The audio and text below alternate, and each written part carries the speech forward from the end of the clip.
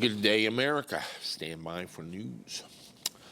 I've been kind of holding off talking about the quarter three earnings report and deliveries.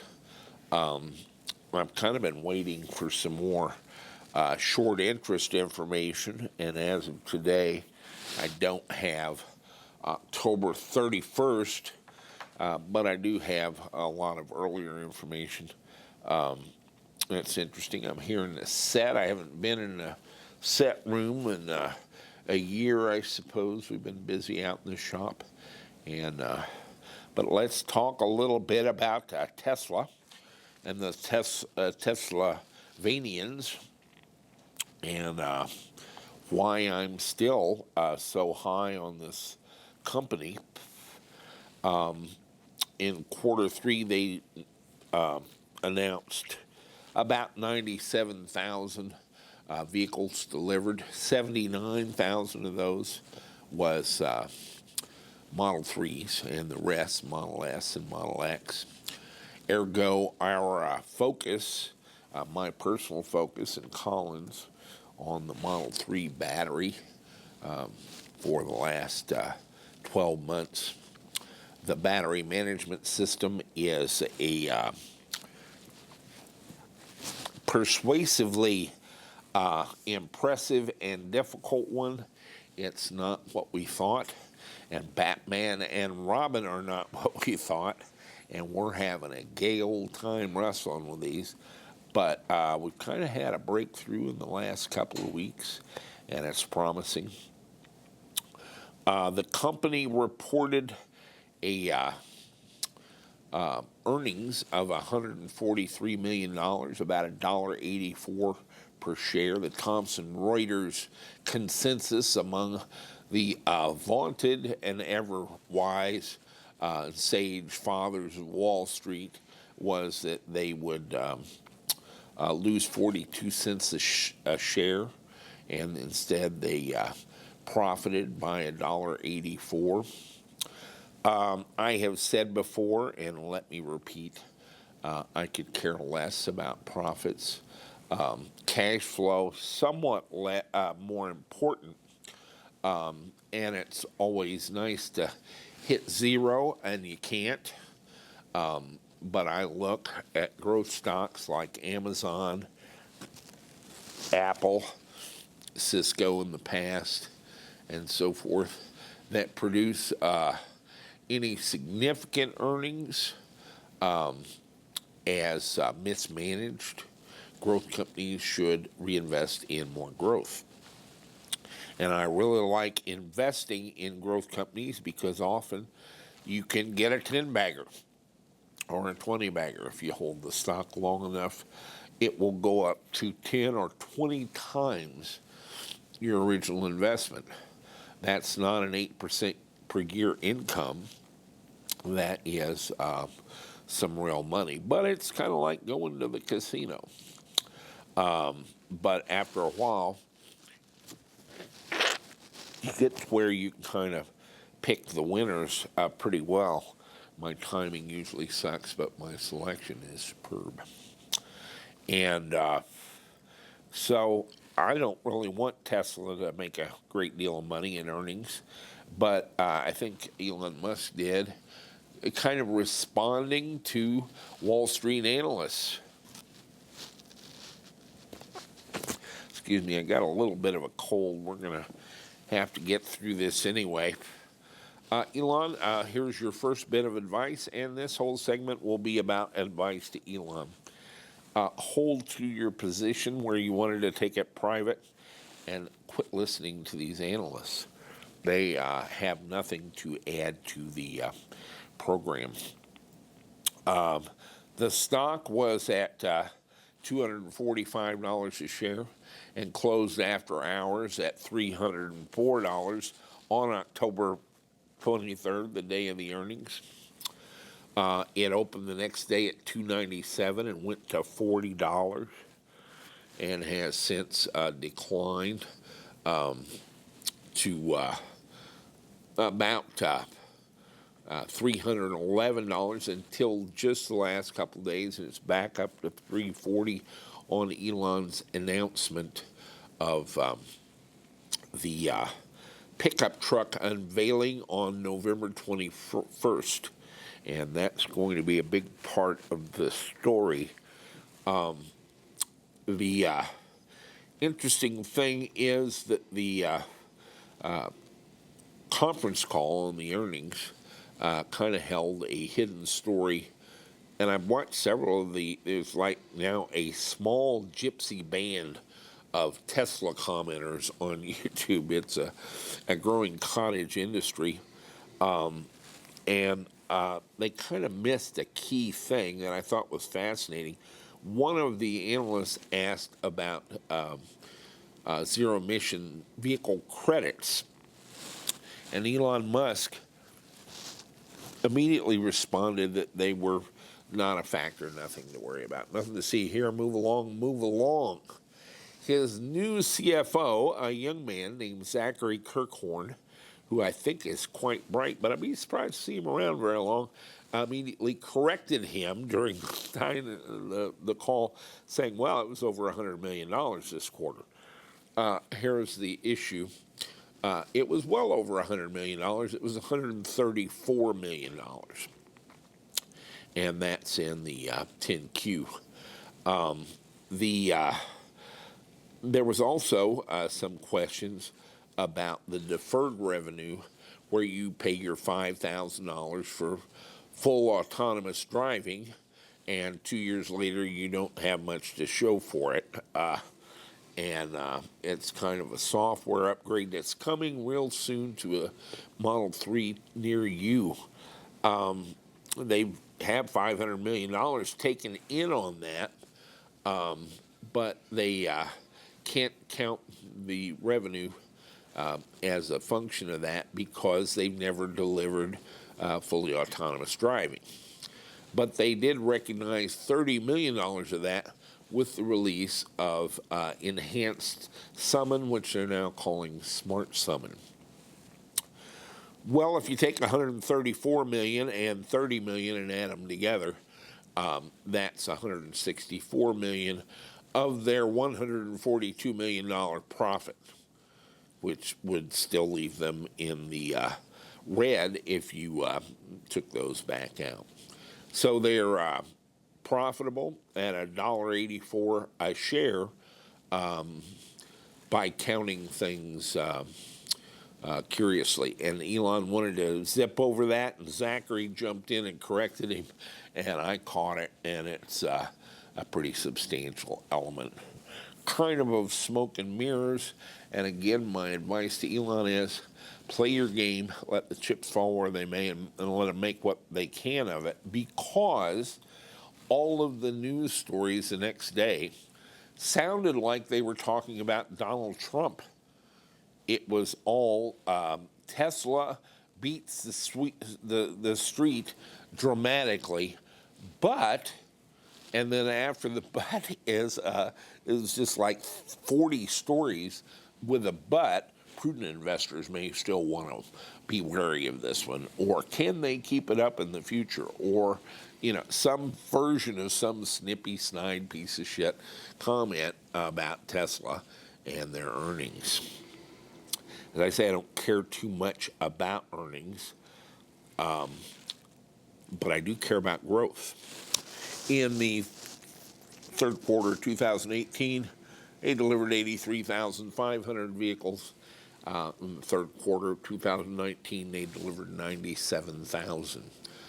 Given what they've been through introducing deliveries into Europe and into China, and honing their production lines and so forth, I'm very pleased with that growth and with that continued thing. The top line is $6.3 billion, which is very similar to the previous year's third quarter. But I'm very taken with that figure. This is a company generating probably $24-25 billion a year in revenues and selling at this point, 100,000 cars a quarter and growing. And so I'm enormously positive on their growth story. I think if you hear discussions of earnings, assume you're talking to somebody that doesn't know anything about stocks or about Tesla. They have very little to contribute to the conversation. And the snide comment that the only reason to invest in stocks is for earnings is actually, it's astonishing every time I see it. There's an awful lot of people out there posting and investing advice that probably shouldn't be allowed by their wife to carry more than about $5 in their pocket.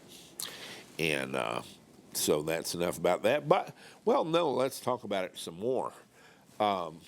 Earnings are very ethereal, and we have several hundred years of advanced accounting counting to rely on that are kind of like Elon's inclusion of 134 million of ZEV credits and 30 million in deferred software revenue to make a $142 million profit. You have earnings, and then you have earnings according to generally accepted accounting practices, and then you have earnings per share, and then you have earnings that you pay taxes on.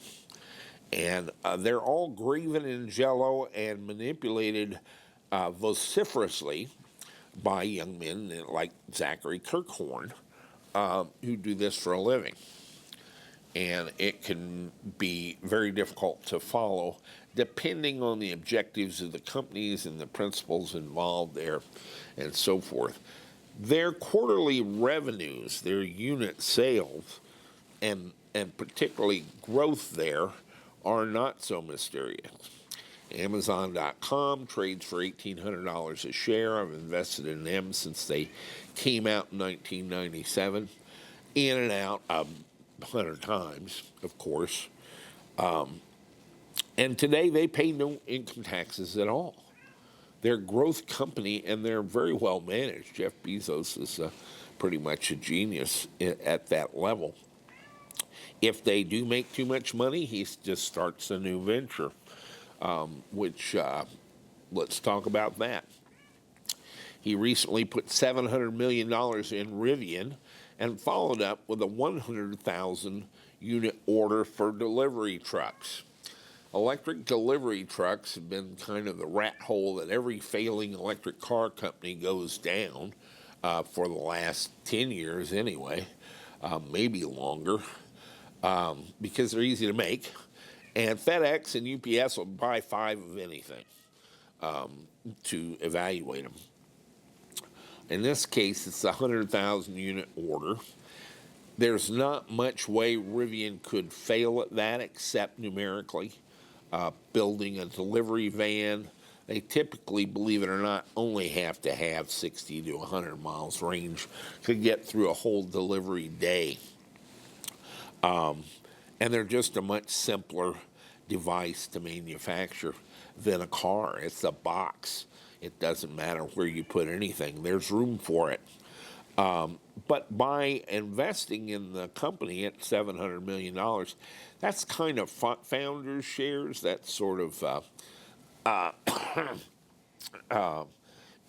investment capital at the venture level. Once Rivian starts to produce those trucks, they basically have a $5 billion order for the delivery vans that they're sitting on.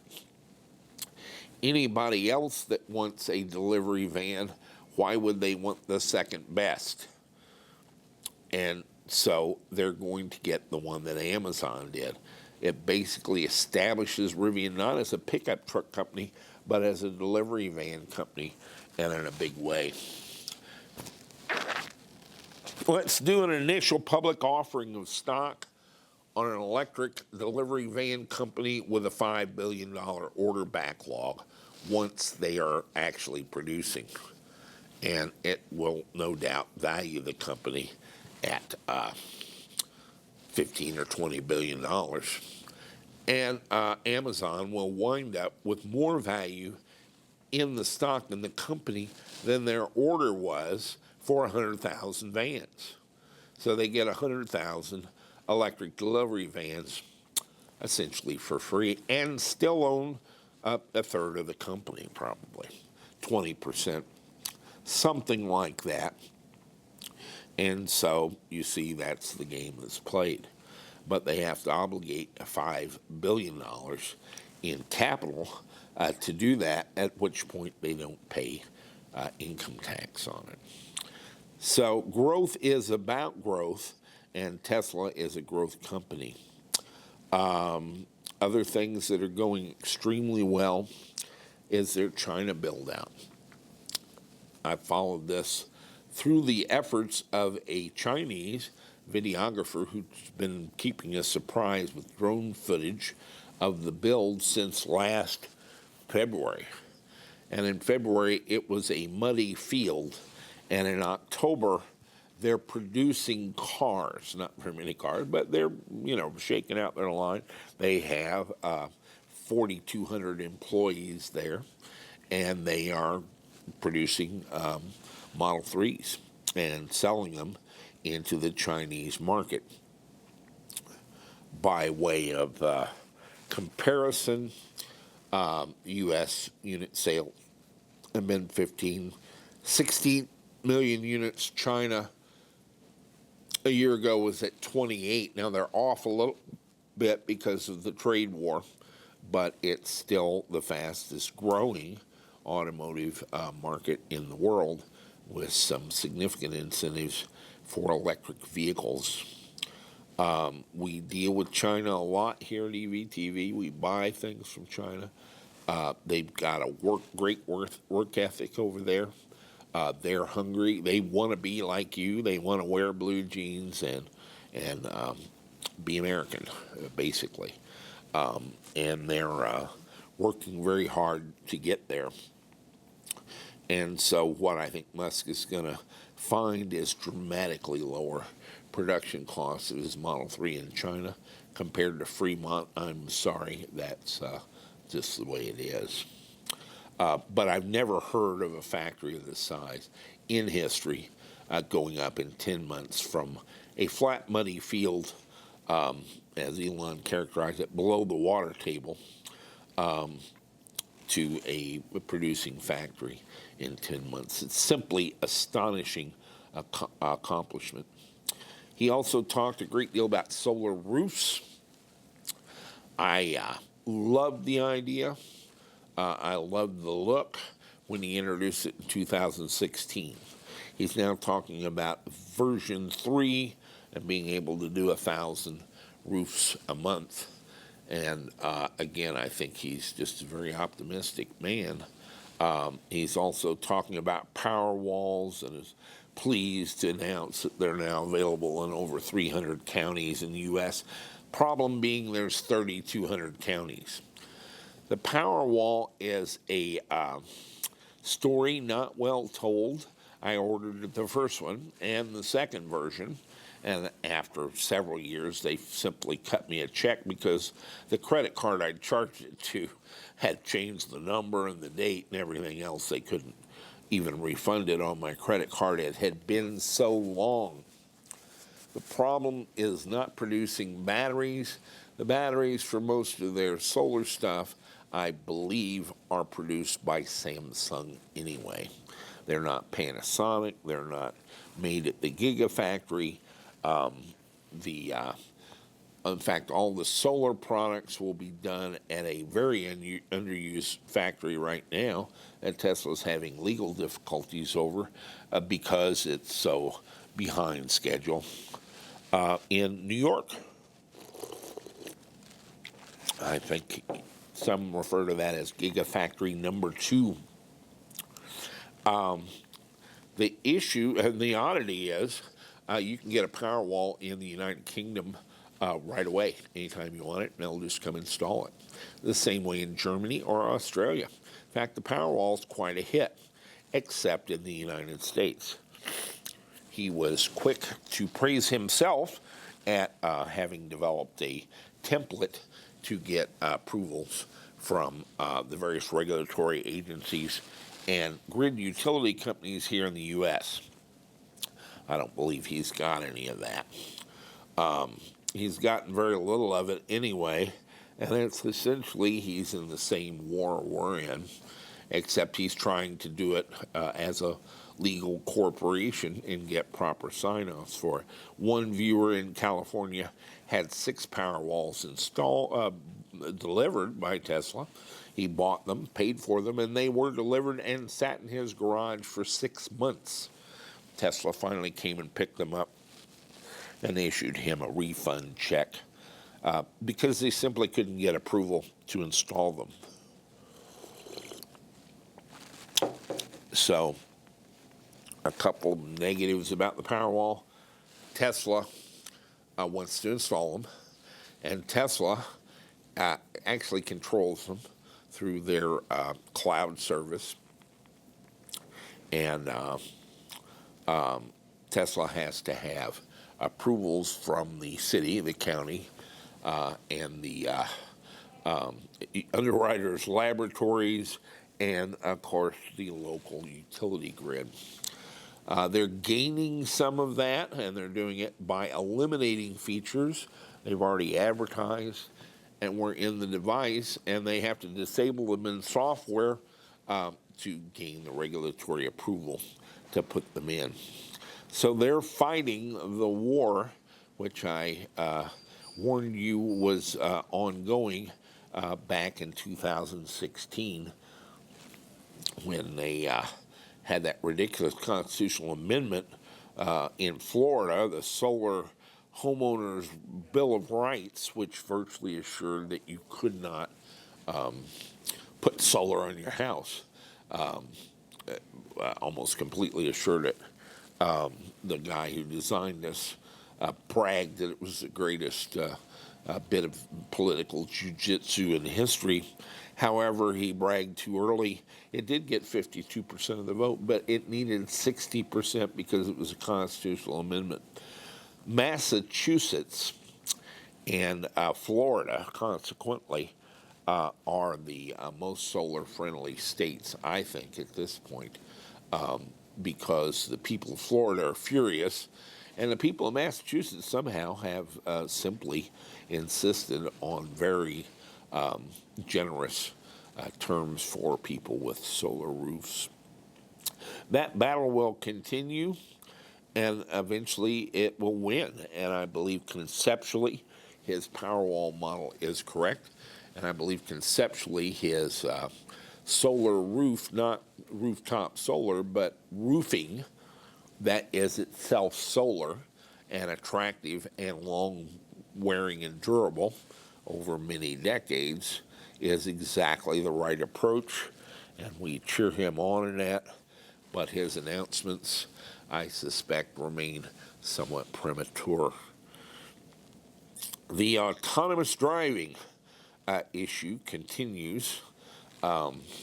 We had a brief period of about 8 days where Summon out of my garage actually worked.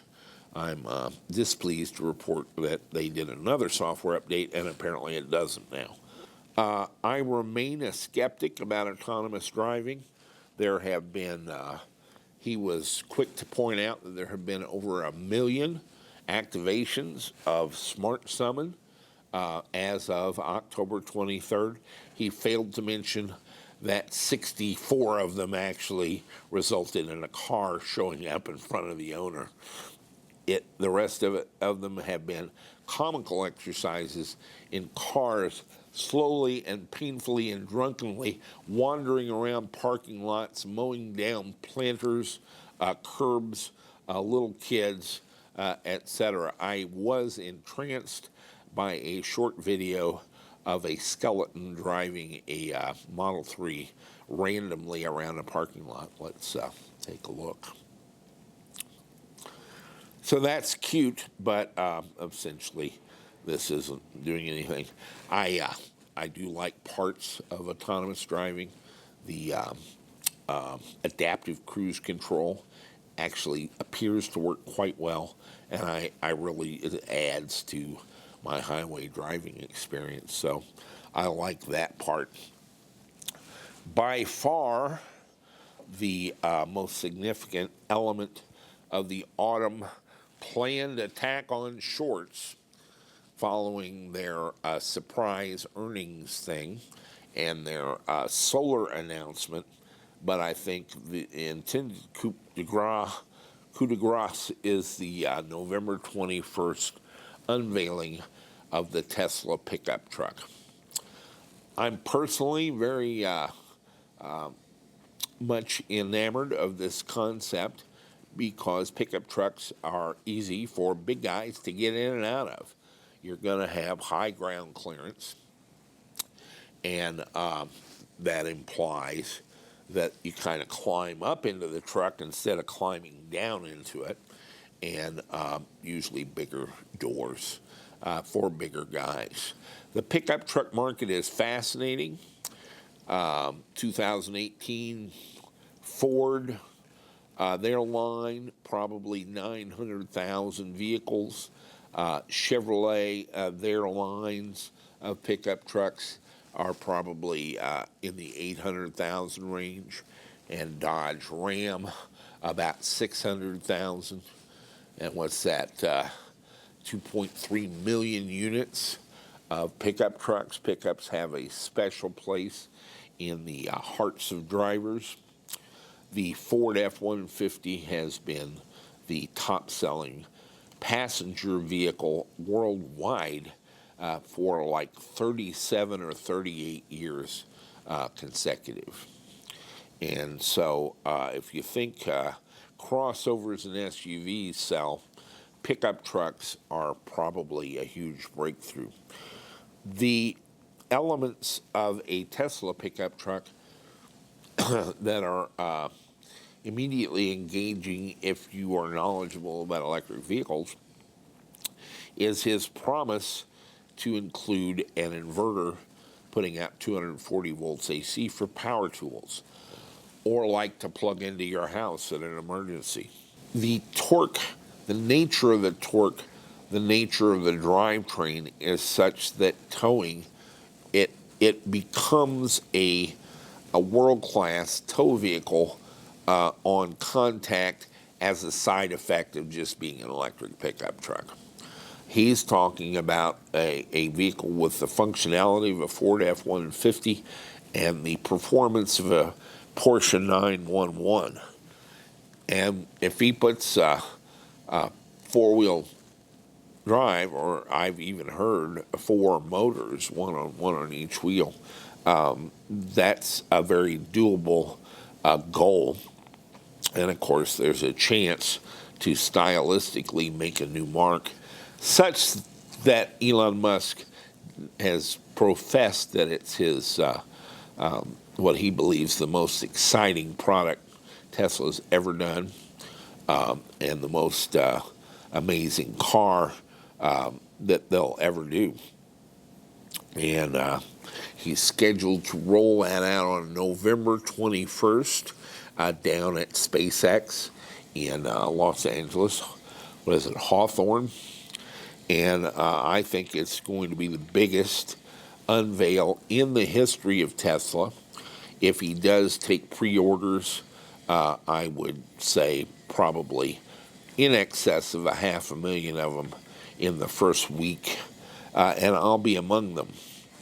I may not live long enough to actually drive the truck, but I will order one immediately, and so I think it's going to be an enormous rollout.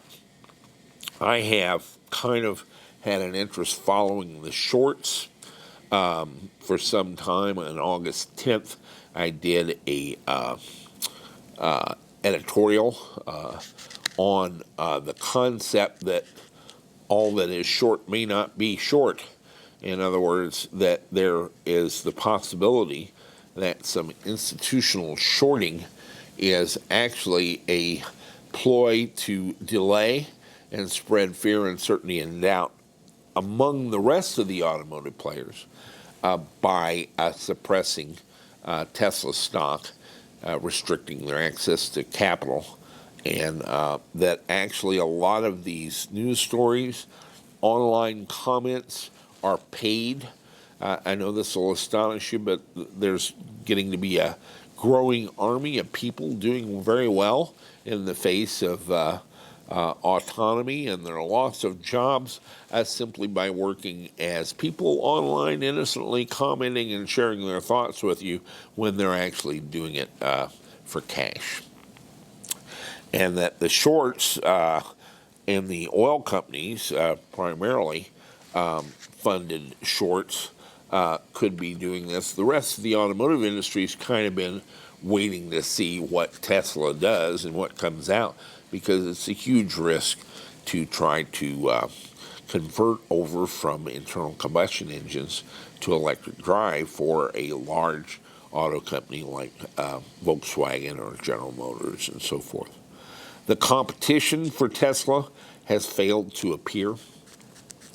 And in fact, the Audi e-tron and the Jaguar I-Pace have had straight line declining sales in the U.S. since their introduction. And so, however nice a car as they may be, they have not passed muster with the public, and there is still no viable competition for Tesla anywhere on the horizon. And I would include the Porsche Taycan and some of the others among that. And as I say, I think even Rivian will largely be diverted into delivery vans. That's where the money is going to be for them, and the demand for unit production. And I don't see how they can quite remain focused on a pickup truck in the face of that cash lying on the table awaiting their arrival. And so I think that's the way that's going to go. So the interesting thing is the short reactions. The short of Tesla stock hit a peak May 31st of 43,664,833 shares borrowed out of the 141 million share float. And that's about 30% of the stock. As of October 15th, that had declined to 37,186,793 shares, or about 26.3% of the float. I don't have the final solid numbers in, but it appears that as of October 15th, it had bounced back up to 37,186,793, and I have the sneaking suspicion that rather than get out on the sudden stock price increase, they've doubled down. I think we're going to see an increase in short activity since then, which can only imply me being actually quite precisely correct in my analysis of August 10th about these are not investors trying to make money. These are people being paid, hedge funds and so forth, being funded specifically to short Tesla stock and delay the transition from internal combustion engines to electric drive. Finally, with regards to advice for Elon, the autonomous driving isn't really working. I guess you have to keep after it. The pot of gold at the end of the rainbow is too large, too intense, too alluring to not do it that way. And so I understand what you're doing. But with a 20 teraflop computer in the car, my mind immediately goes to what you could be doing with regards to repairability and diagnostics. There's already a diagnostic screen in the S and X if you but have the password to call it up, which he doesn't provide, which I think is egregiously poor behavior, since these people have bought and owned the car, not to give them access to the diagnostics that are in the car. They paid for that software. They bought that software, and they should have access to it. But aside from all the whining and complaining, let's get our head out of the box. And let's start talking about advanced diagnostics, a few more sensors in some of the components. And you can make this car self-repairing. A 20 teraflop computer and the highly communicative CAN dialogue between the drivetrain, the battery, and some of the other components could be enhanced beyond what it is, to the point that the car could actually diagnose itself down to the pyro fuse or to the windshield wiper as being an item of maintenance and repairability that could all be called up at the touch of a screen. And the other issue is that it would be just as easy to order the part from the screen. We already have software updates and communication with the car over GSM now, and so you could have your option of ordering the part or scheduling an appointment from the mobile rangers or at the local service center, and have all this pretty well worked out before the car ever arrived, the part on hand, and everything ready to make the repair at Tesla. But more importantly, I think they should work to make the car repairable by us. And in sort of producing a disposable car, they're creating a vast number of wrecks that really are difficult to have any value in large part because unless it's some simple body work, it is very difficult to repair them. I had an email exchange with a gentleman in Australia who have just started getting Teslas, and he had bought a Model S out of a salvage yard and had taken it to a Tesla authorized service center and had an immense and a very expensive amount of work done on the body of it and got it back on the road.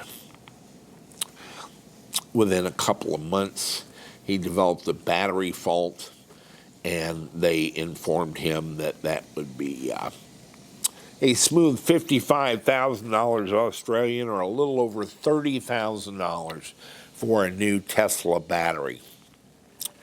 And he wanted to know if I could help him diagnose this battery remotely.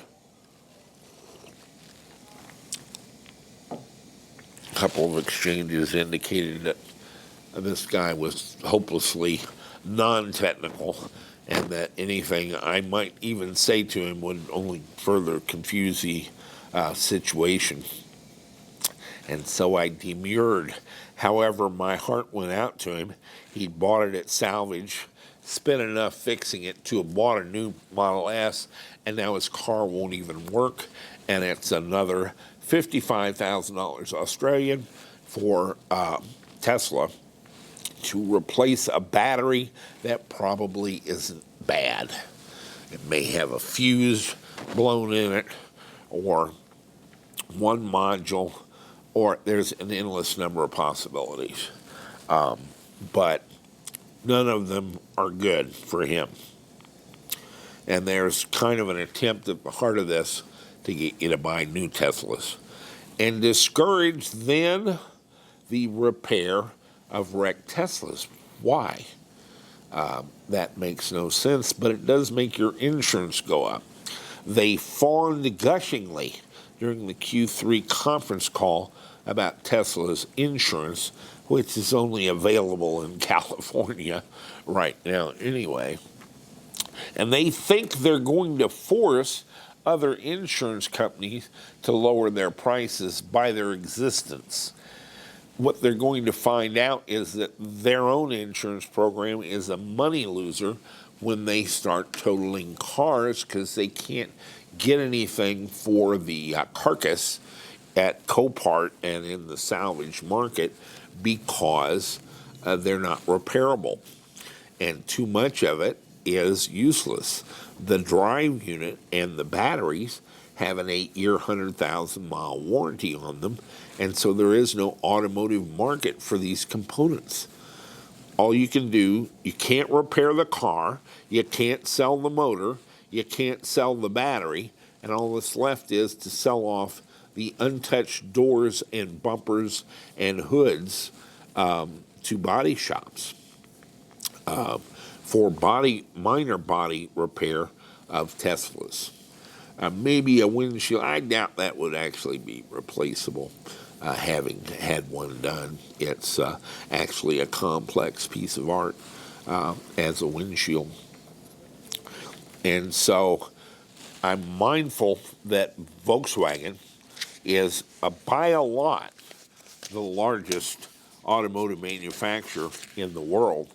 And what got them there is not how they do it now, but what got them their start was the Bug and the microbus, which became the foundation for a whole world of alternate uses, dune buggies, rails, an incredible array of stuff, a huge third-party aftermarket, and a great deal of tribal knowledge derived fairly easily to repair the cars, modify the cars, and make them the basis of other things. So conceptually, walk with me, talk with me. What if a Tesla could be retrieved from the salvage yard and be easily diagnosed and repaired and even used, modified to where somebody makes their own pickup truck out of a Model S wreck, or a rail, or a dune buggy, or a hearse, or a limousine, or just a very, very customized show car. And it would become the electric vehicle platform par excellence. And it could easily be made into using the same techniques for full autonomous driving, and the same hardware, basically, be the easiest to diagnose vehicle, where it could tell you you're 1.5 ounces down on windshield wiper fluid, and your left tire needed 2 pounds, and also that you're about to have a catastrophic failure in your gearbox. And complete with part numbers and the ability to order the parts or schedule the service. And not have this horrible division where if it's a salvage car, they want nothing to do with you. How about full support for salvage cars? And that would bring that insurance cost down and make this vehicle the most loved platform on par in the public mind with the 67 Volkswagen Beetle and so forth. So I think that's a direction that they should be taking at Tesla that they're clearly not at the moment. Beyond that, I don't have a whole lot to say. We are all on pins and needles for the November 21st.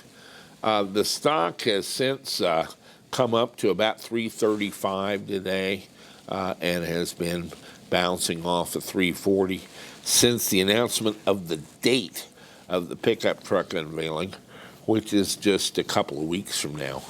And I would expect at that unveiling and the subsequent announcement of the number of people who have put down a deposit on the vehicle, and I do hope he takes deposits for the vehicle then, just as a power demonstration of where Tesla's going in the future.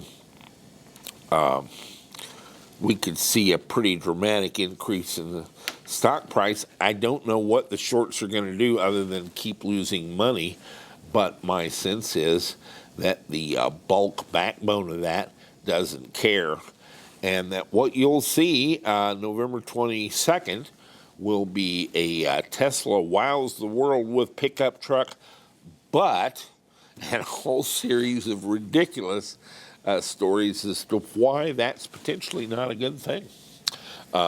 Could drive the price of hay down or something absurd. But we look forward to the pickup truck. I think I believe him when he says it's the most exciting vehicle that they've ever conceived of, and it's been somewhat delayed in announcement and rollout. And I think that probably all accrues to the good. He's certainly got my anticipation level up, and I look for a huge reaction to the pickup truck. And I think that's intended to be the follow-up on the left hook with the right cross to finally put the shorts down and out. I'm not sure they care. As I said, August 10th, they're basically expensing this.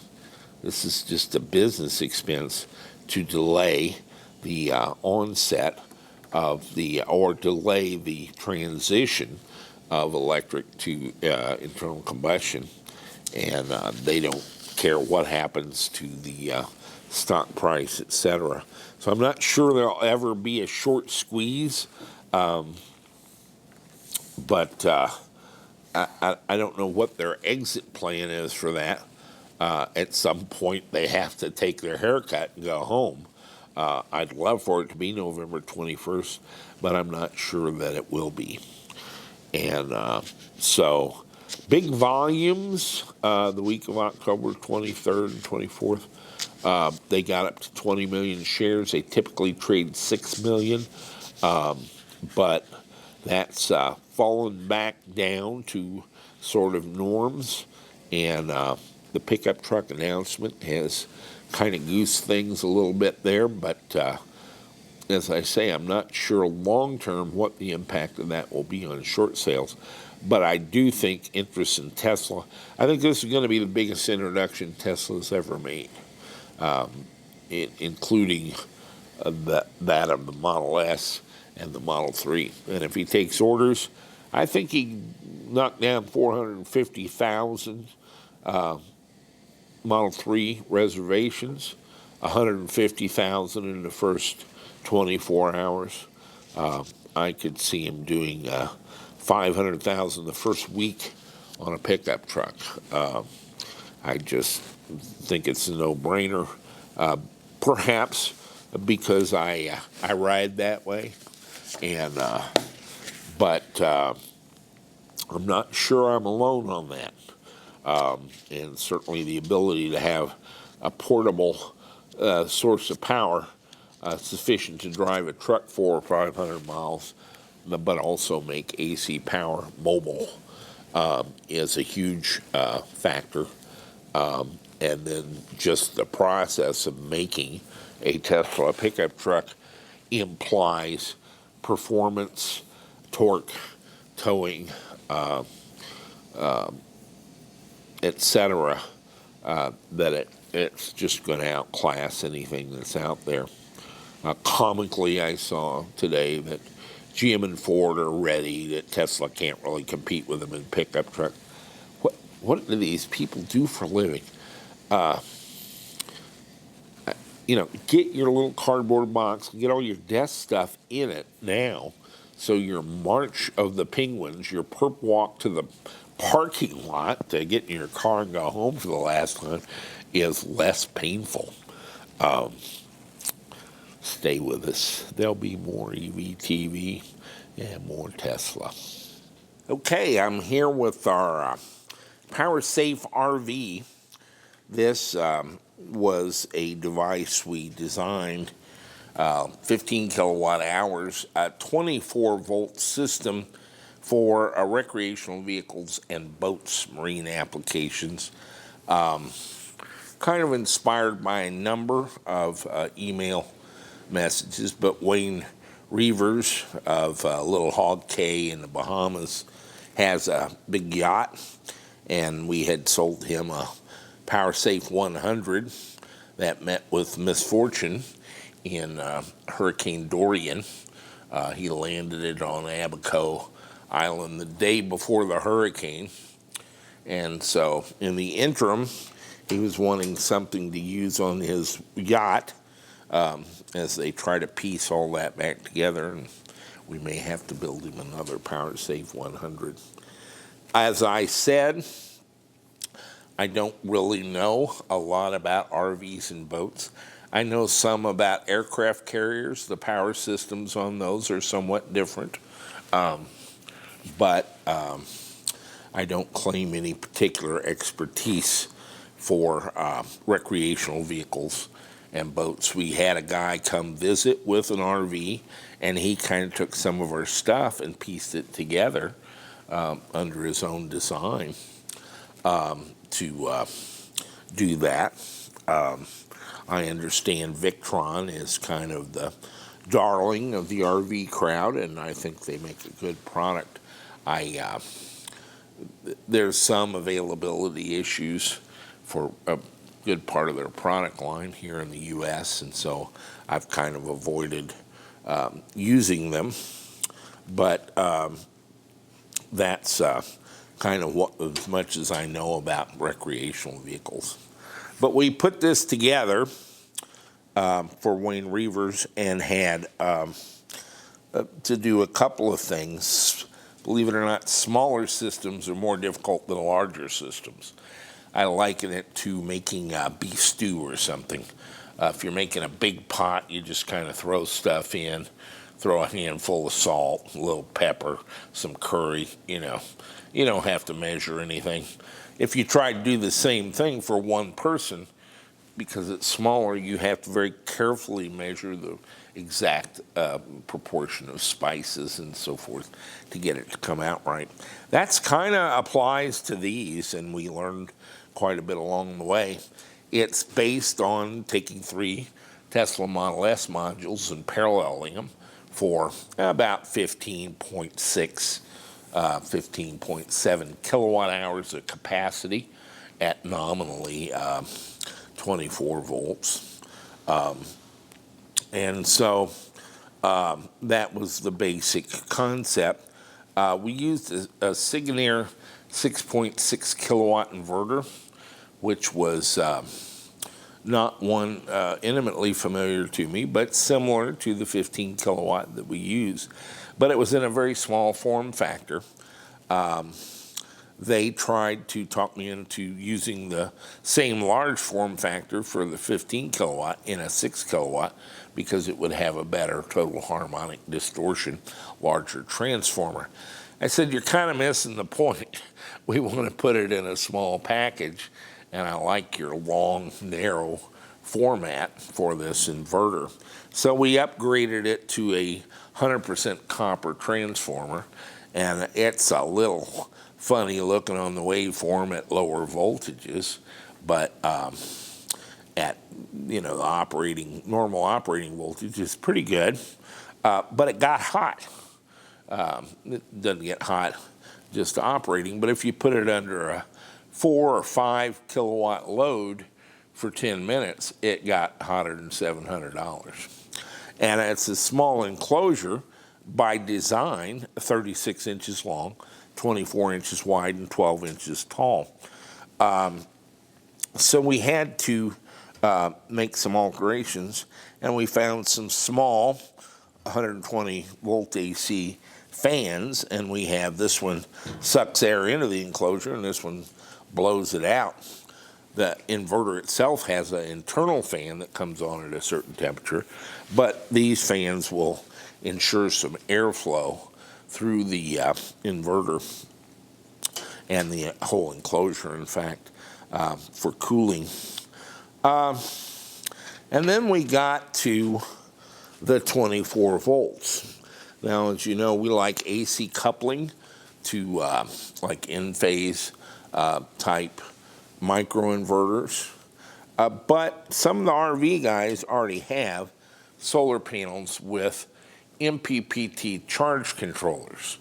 And those charge controllers are not always ideal for the voltages of a Tesla battery module. And so what we did was brought out our 24 volts on a couple of these Camlock welding connectors, and you could connect your MPPT charge controller to that and use the solar panels to charge the batteries. But we want to control that. And this might be providing AC to your bus at the same time. So we don't really want to just disconnect the battery. So we added a third, somewhat pricey, Gigavac contactor that'll do 800 volts and 500 amps. Of course, going down in voltage, our current requirements are actually going up. And so we could use the Charge Enable output of our board that allows you to set a cutoff voltage where you quit charging and a resume voltage where you resume charging to control the DC charging of the batteries. And so we did that, and I thought it'd be great. Well, the question comes up, can you link batteries together then? And yeah, actually you can. We can connect these to another battery with another controller on it, and you can double your pleasure and double your fun. And then the question come up, well, can I charge it from my alternator? Well, what do you mean, can you charge it from your alternator? Is it a 24-volt alternator? Oh, yeah. Well, okay, I guess you can charge it with it. And that's the extent of my knowledge about this. If you can make 24 volts, you can charge the battery. Sounds simple, right? Last week, we got a visit from Bob Nations, and he asked if his son, Adam, could come over and talk to me about some technical matters. I said, sure, send him on over. Nations Brothers was originally Bob and his brother Harold. They started in the 1930s. This is a family-owned business here in Cape Girardeau, and we have a lot of these that go to 2 or 3 or 4 generations. It's not like in the big city. And in fact, his grandfather and mine grew up in Morley, Missouri together. Little kind of a pissant agricultural town of a couple hundred people that's south of here, 20 miles maybe, 30. And so I told him, sure, come in. And Adam, who now actively runs Nations Alternator and Starter here in Cape Girardeau, came in and said he's being flooded by people who want to use Tesla battery modules, and he wanted to know what the cutoff voltage should be and what the minimum voltage should be. And I talked to him about that somewhat and showed him what we were doing, and he was sufficiently enthralled with that they've now added our PowerSafe 15 or PowerSafe 60 and the PowerSafe 100 to his website, and it's now, I guess, a dealer for these. I didn't know I was kind of getting into that, but it's will likely work out. They've literally been doing alternators and starters for everything from heavy trucks down to motorcycles for, well, it's 90 years. And so in this family. But he knows a great deal about alternators. And he made me quite a bit smarter pretty quickly. And there's some problems with it. One problem is that alternators are mostly designed to be inexpensive, not efficient. And that's the way the automotive market is. And so an alternator is actually sort of a misnomer. It is an alternator, but you need 12-volt DC for your car. And so it has some built-in rectifier diodes to convert that at the alternator to DC. So it's a DC generator, but it uses an alternator type stator and rotor, and excites the field with the 12 volts from your battery. But they're about 50% efficient. Now what that means is if they put out 100 amps at 12 volts, that's 1,200 watts of electricity. It's also making about 1,200 watts of heat. And that doesn't matter too much in a car because you're driving down the road most of the time and not using 100 amps. You might, right after you start the car, to recharge the lead-acid batteries, and therein lies the tale. But they're cooled by the air flowing around in the engine compartment anyway, and usually by some fan blades, either internally or externally, on the alternator itself. And so it's not only not very efficient at making electricity, it's also not very efficient at cooling at 600 RPM idling speed. Somewhat better up at 2,500 or 3,000 going down the road. And so the world of alternators is not one I'm particularly familiar with. But lithium batteries I am. The internal resistance of a lithium battery is some less than a lead-acid battery. And in fact, that's one of the reasons we can charge lithium batteries at superchargers or at high rates. 16 of these modules in a Tesla car are in series, and you can charge it up to 120 kilowatts, about 300 amps, and now they're talking about 250 kilowatts, which is twice that much, or 500 or 600 amps. We have 3 in series, in parallel. So we can take 3 times that, or 1,800 amps in theory, if you wanted to fast charge this thing. Well, our connectors and cables and that won't take that much anyway. My point is that a lithium battery, when you hook it up to an automotive alternator, is a much higher load than the same voltage lead-acid battery. And so it immediately sucks the alternator to its maximum output, which is sometimes 65 amps, sometimes 200 amps. It's going to take it to its max output on contact. Well, the problem is it's sitting there idling, and so it's not cooling very well.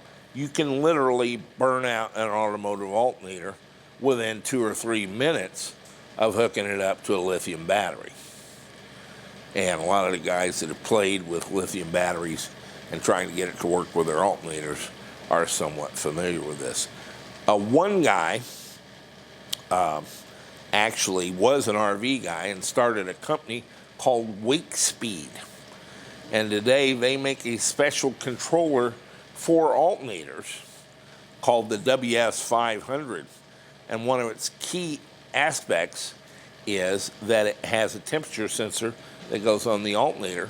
If it starts to get to be hot, then it takes the 12-volt excitation voltage and decreases it. This is called field weakening, and it decreases the output of the alternator and so the heat load on it. And so as the temperature of the alternator goes up past some threshold, they'll start to decrease the field voltage and decrease the output of the alternator. And in this way, you can kind of control it. The things are $500, but that's what Adam is using for a lot of these things. Another aspect has to do with the diodes. I thought we were talking about 24-volt alternator systems with a 24-volt lead battery.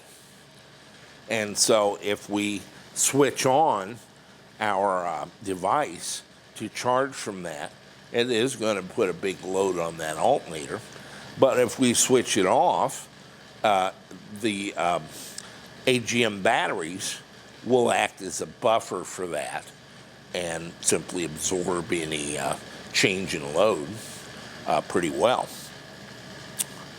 But that's not what everybody's doing.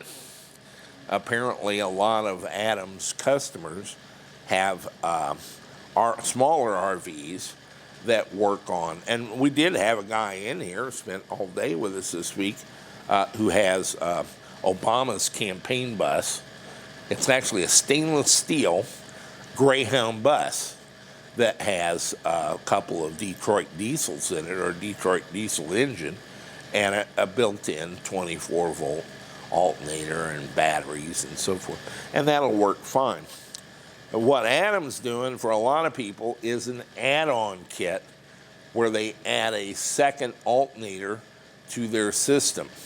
So you have a 12-volt alternator and a 12-volt battery that actually runs the vehicle, and you have a second separate alternator that is 24 volts that's used for hotel power to be inverted and converted to AC. And hence the need for the lithium batteries. Well, when we reach the cutoff voltage in this device, we open the contactor and disconnect from the alternator. Wires being what they are, they have a certain amount of inductance, and much as any relay or anything, we normally have a bypass diode to do away with that voltage spike caused by the coil of the relay if you cut off the actuating voltage. Well, that's what we're talking about here on a larger scale. If we open that contactor, we're going to get a huge voltage spike. Now, it's not going to be like the voltage spike in connecting a battery to a capacitive load with a large capacitor. It's not going to go to 10,000 amps like that. But instead of a current spike, it's a voltage spike. The problem being the diodes and the alternators have a reverse breakdown voltage, sometimes is well under 100 volts, because they're only rectifying to 24 volts. And that's not really a recoverable situation. It just blows the diodes. So if there's no buffer battery, a 24-volt AGM battery in the circuit, wow, that's handy. Then if there's no AGM battery to buffer that sudden opening of that contactor and absorb that spike, you're going to blow the diodes on the added 24-volt alternator. And that would not be good. And so we've done a couple of things to address that. One of them is we brought that charge enable signal drives our contactor to make 24 volts available here.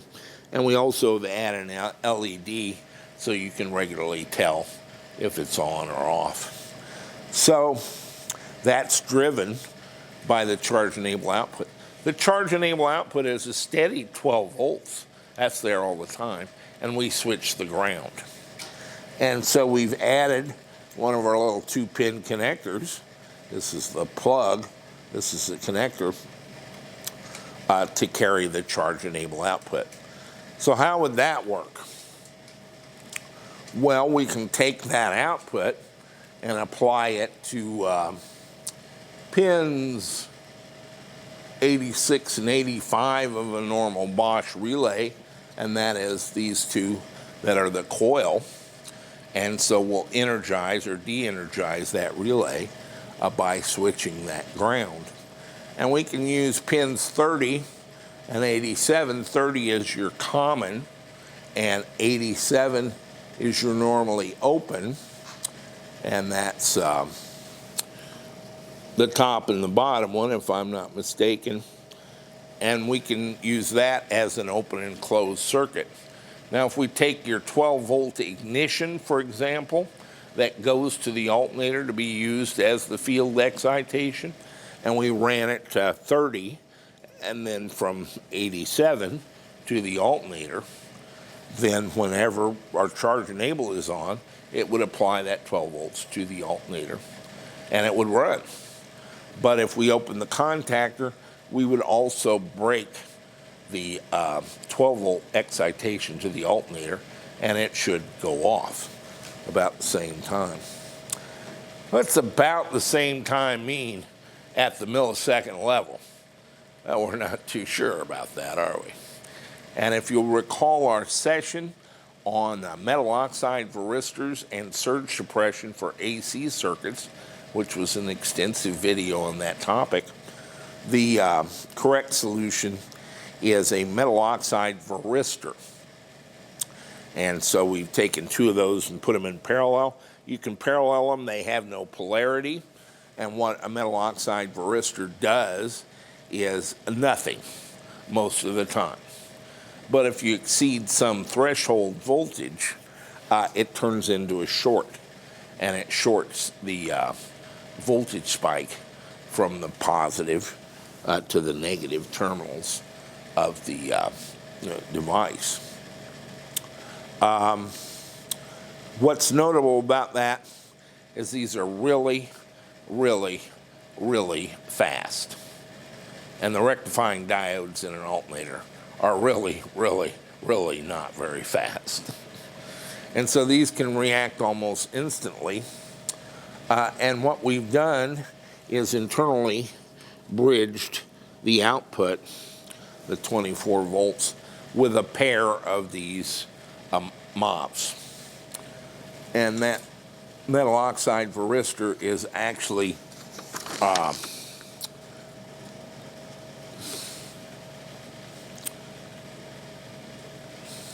25-volt, 20-millimeter epoxy AEC-Q200 AUMOV,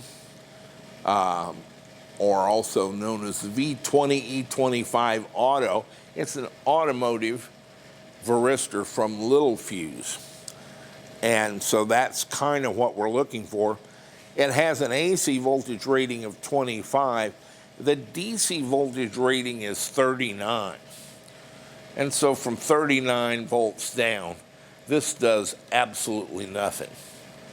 Above 39 volts, it might do a milliamp. But at 77 voltage is 77 volts DC, that's the clamping voltage. And what that means is you're not going to exceed 77 volts on a spike, because it's going to short at that. And so it would be fully shorted by 77 volts. Now, they're not very big.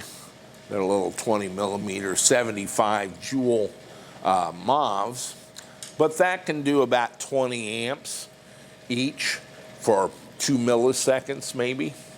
And we have two of them here, so we can do about 40 amps. And again, this is not the output of the alternator power.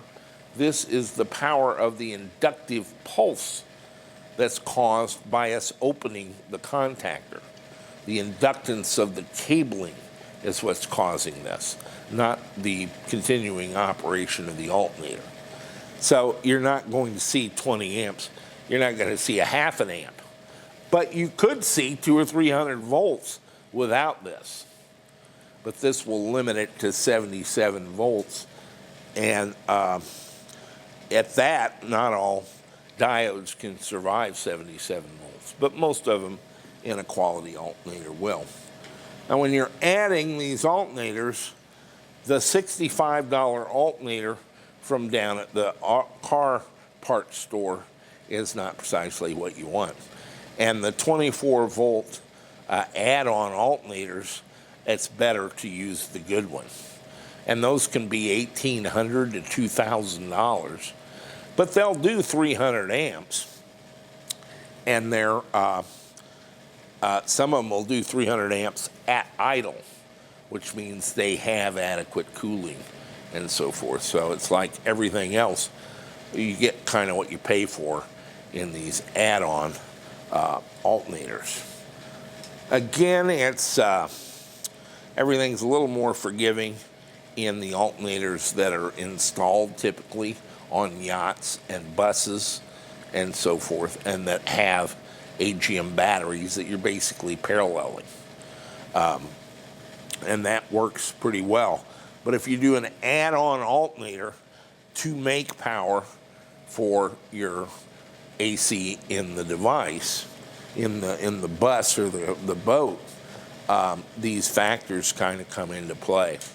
And there are two basic issues are the very high load the lithium batteries puts on it and the cooling of the alternator. And the other one is these inductive spikes when we turn on and off our contactor, placing the device under load and removing suddenly the load. And so that's what the metal oxide varistor is, a little $2.50 Bosch relay in combination with our charge enable output. You can actually shut off the alternator, remove its excitation voltage from, which is typically your 12 volt ignition. Even on the 24 volt one, it's typically the ignition voltage.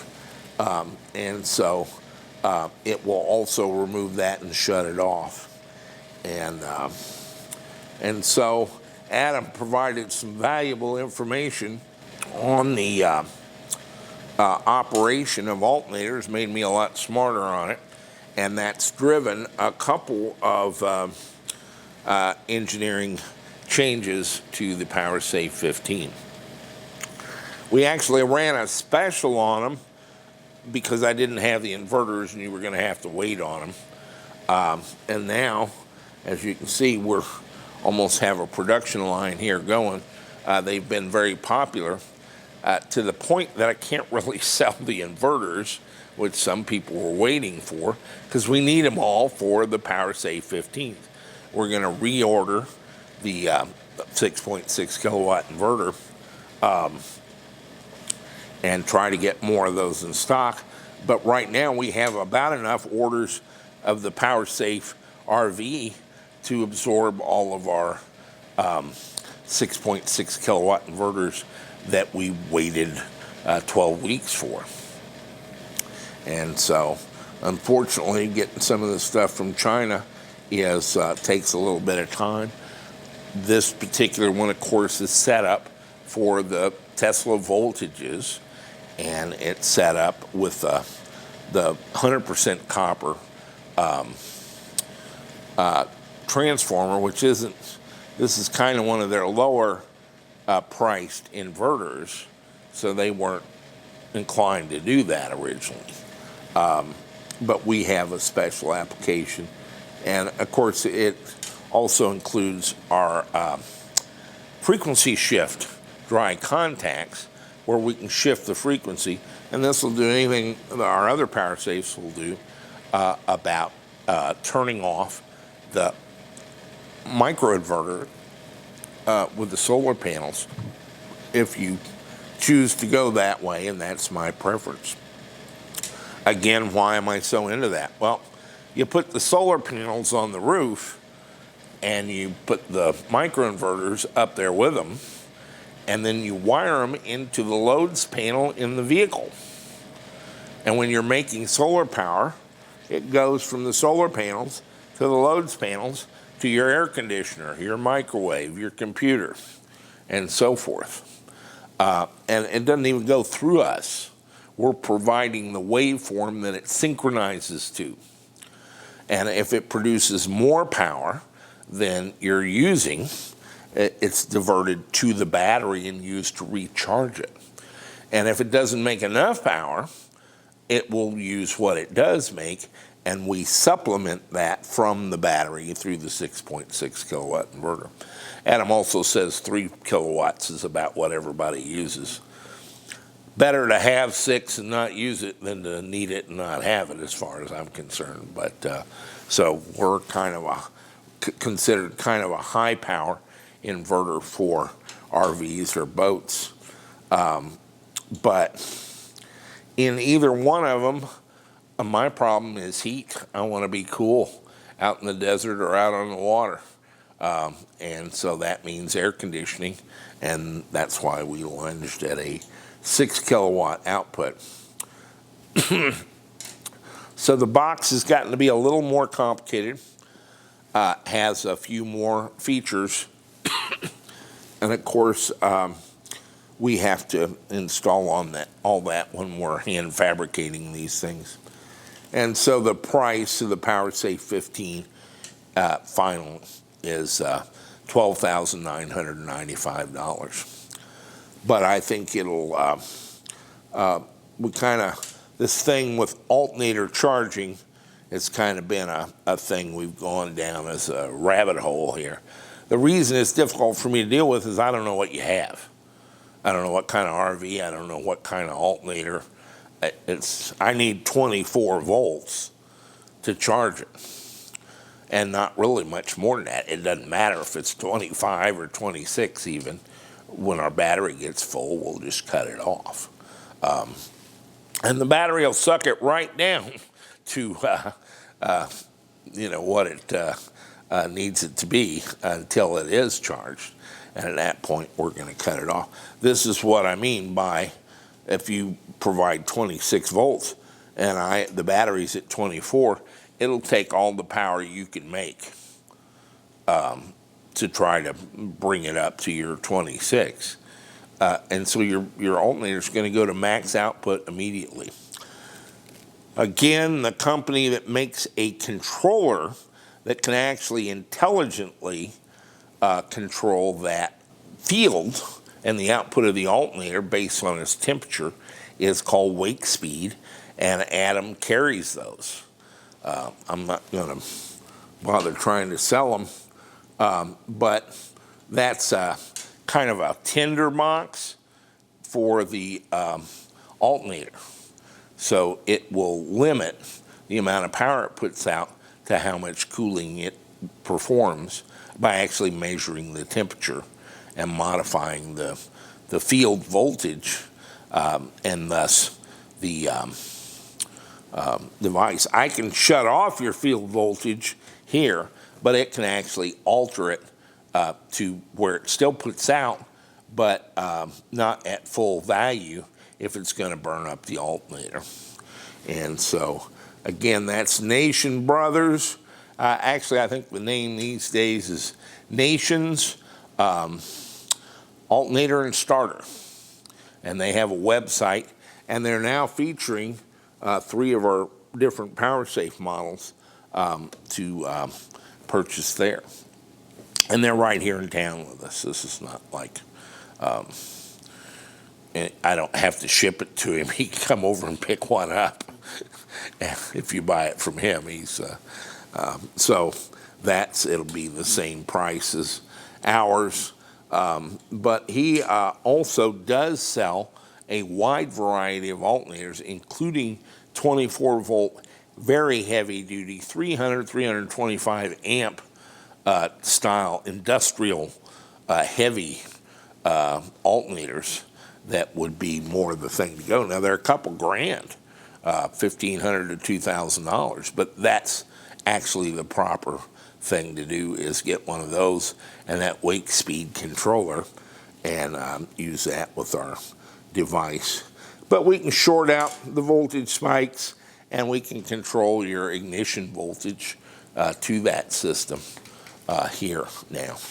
And so we're quickly selling out even the number of inverters we have. And we'll have to stop at some point waiting another shipment from Sigourney. But this is apparently hit a nerve, and we're selling all we can make of this PowerSafe RV. Again, 15 kilowatts, 24 volts, in a 36 by 24 by 12 inch enclosure.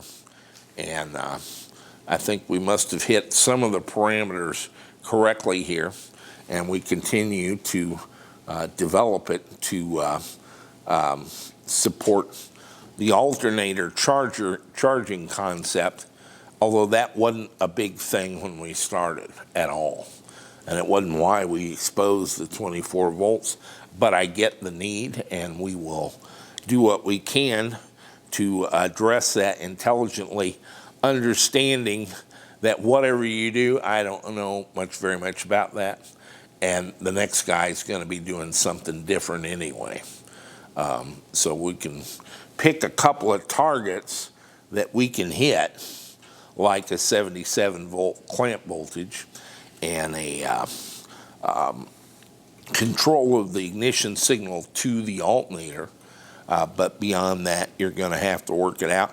And that gets to be, like most things do, a little more complicated than we quite thought. And but Adams Nations is on their third generation of people dealing with this.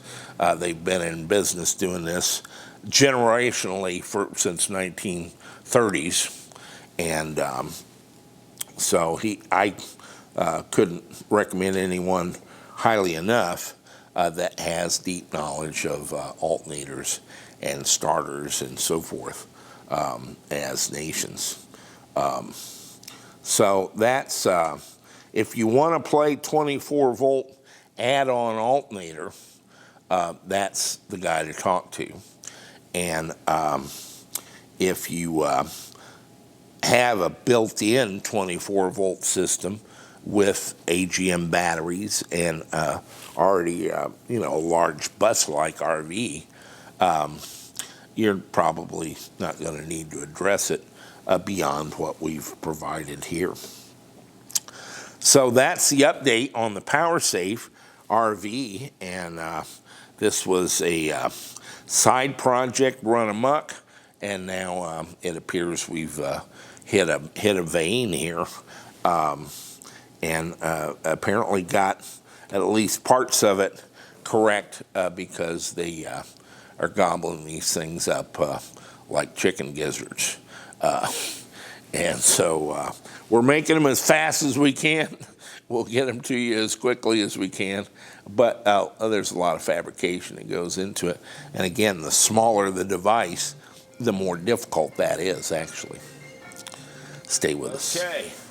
I'm here with Stephen Gutnick and his Winnebago, an almost new one, a year and a half old. Yep. I told you that I didn't want to do that PowerSafe 15 because we'd be overwhelmed with RV guys.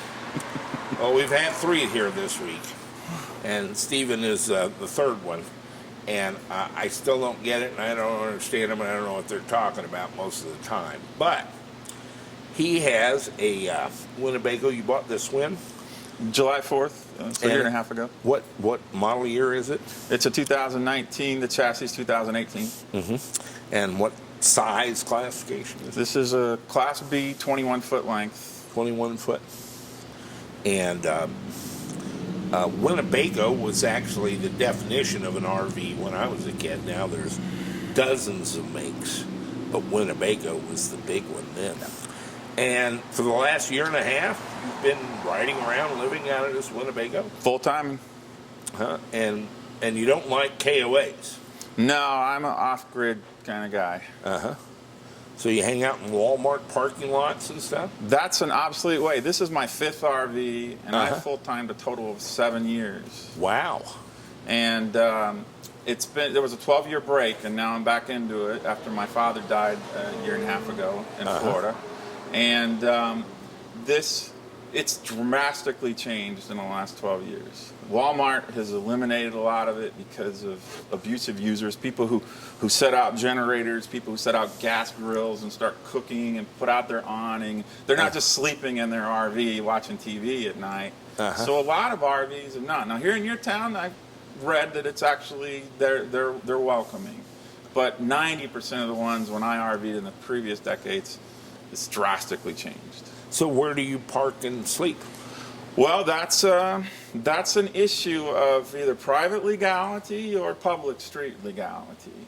And with this type of RV, if you're literally not putting anything out and anything, then you can get away with a lot in the gray areas. I mean, I won't say every community I stop in when I'm driving, like I drove in from Portland, a very long trip over 2,000 miles, that every city I stop in, I Google the laws and see what the city's ordinances are.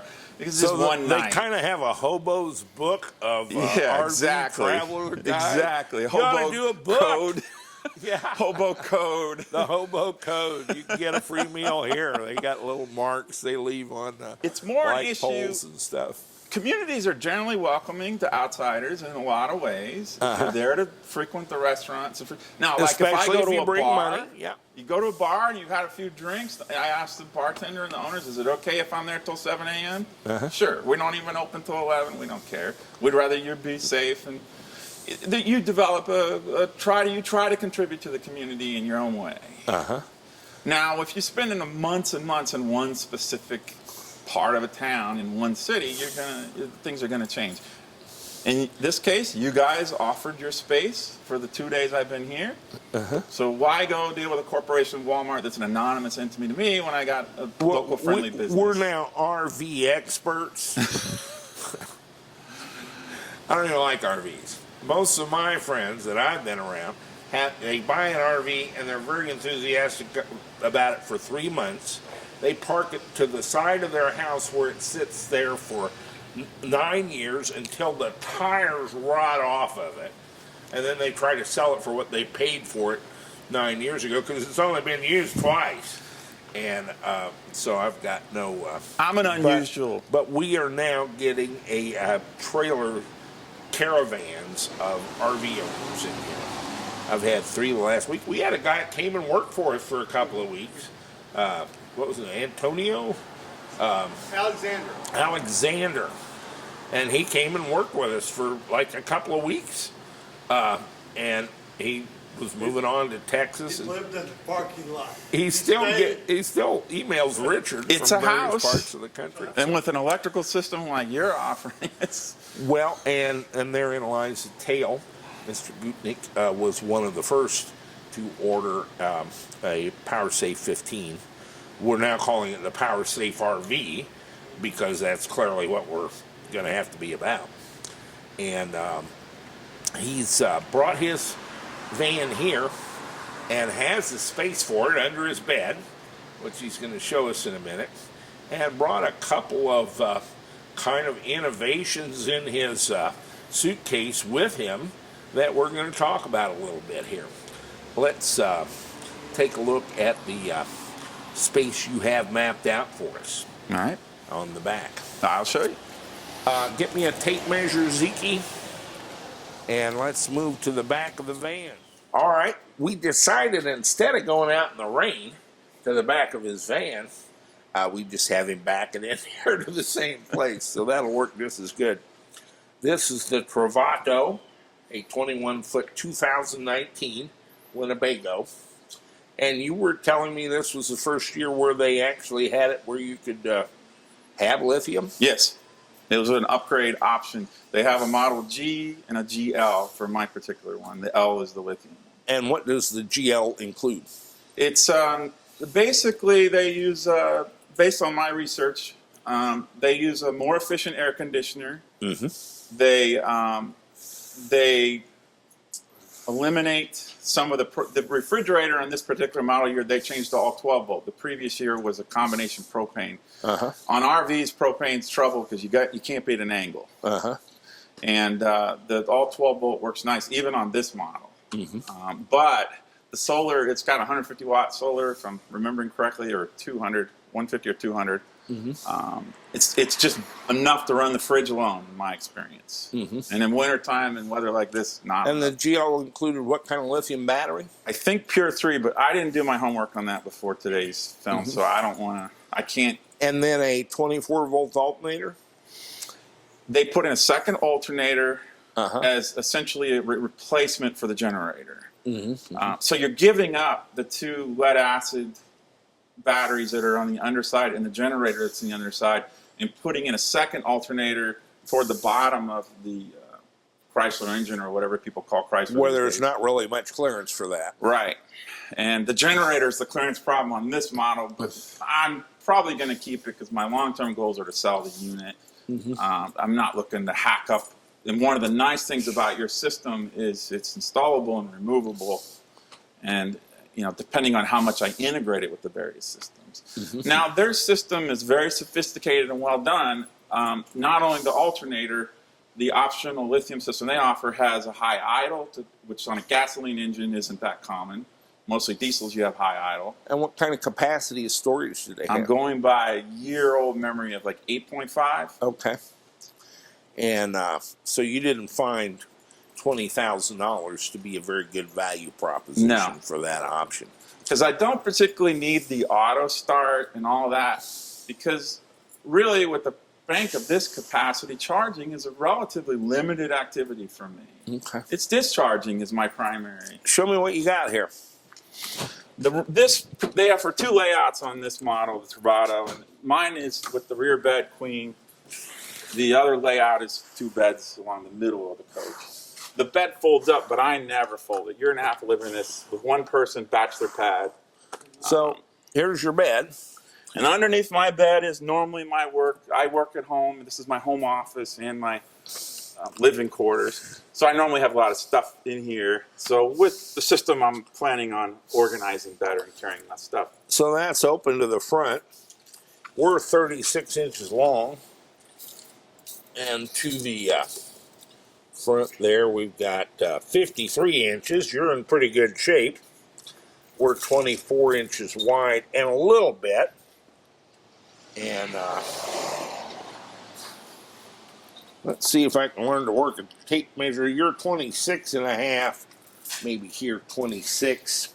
That will fit. And these cabinets for the outlets, if they're on that side of the EVTV lithium system. And we're 12 inches deep. This will work great. Right, and see, there's more space.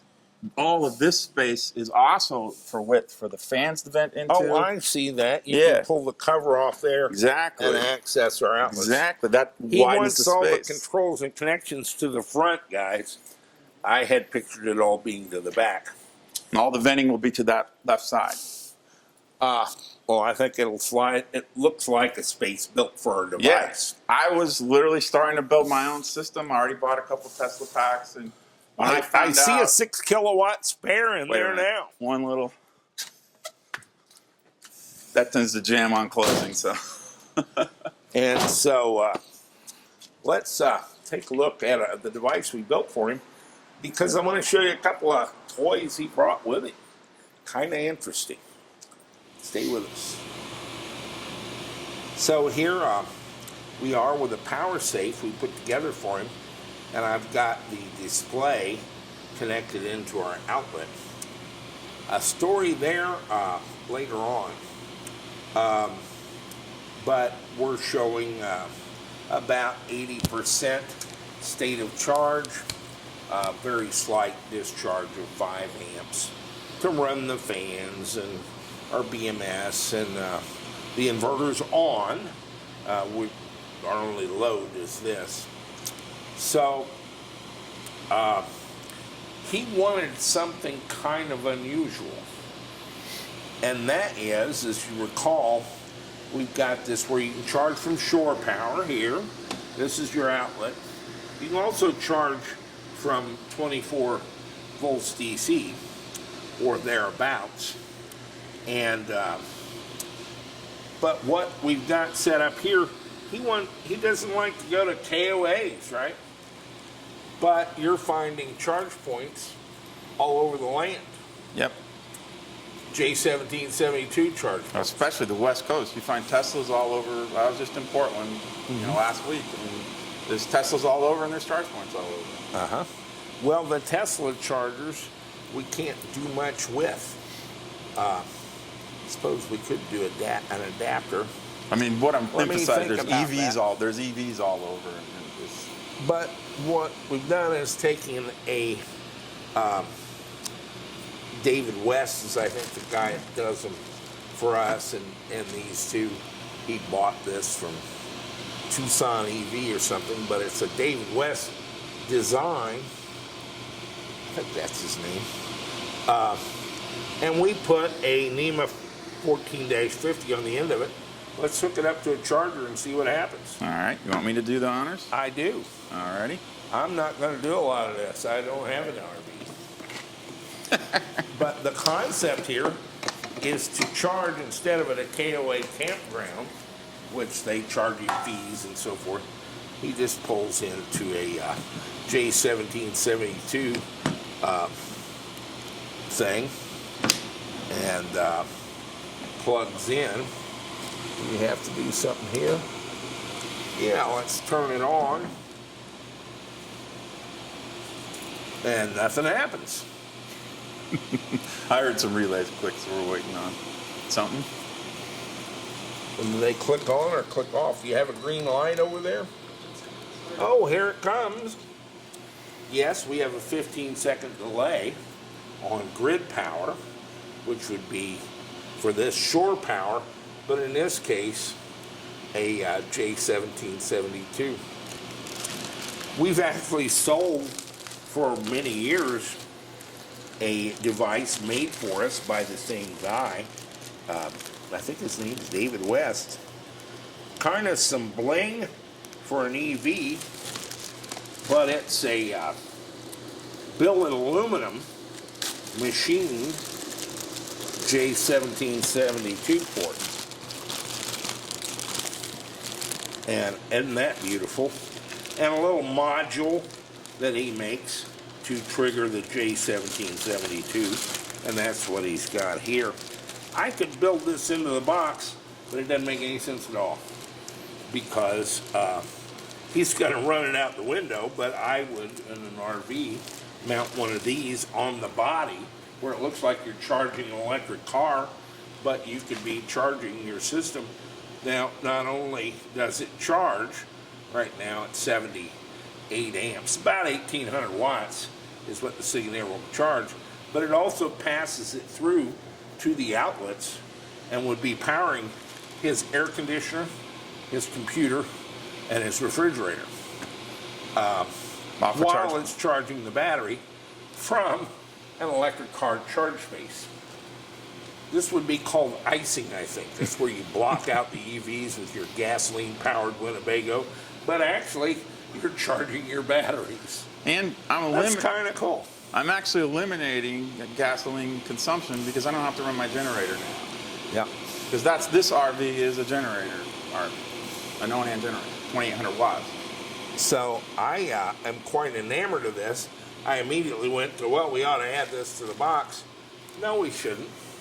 You ought to add it to your RV. All you need to do is run it to a NEMA 1450, and the neutral on this inside the box isn't even connected to anything, so you don't need to worry about that. Whether it has one or doesn't have one. We're not going to use it anyway.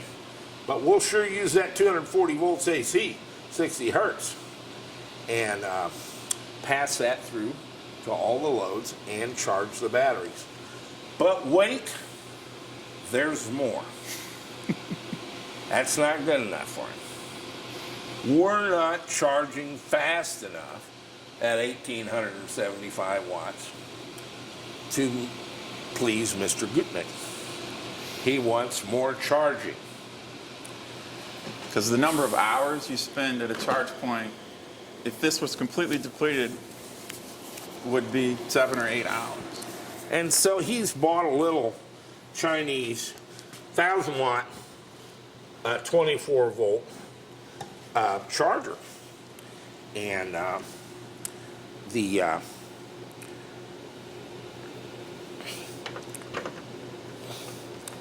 there is our connection to it.